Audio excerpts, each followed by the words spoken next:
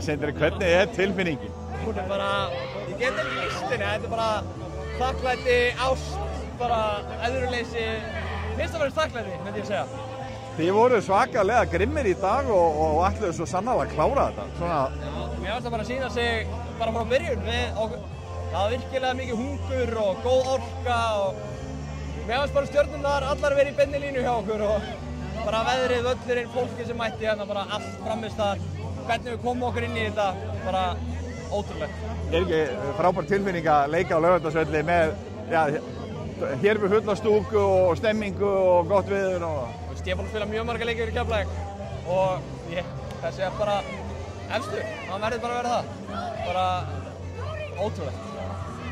Og besta deildin bíður? Já, hún bíður, við erum komin aftur.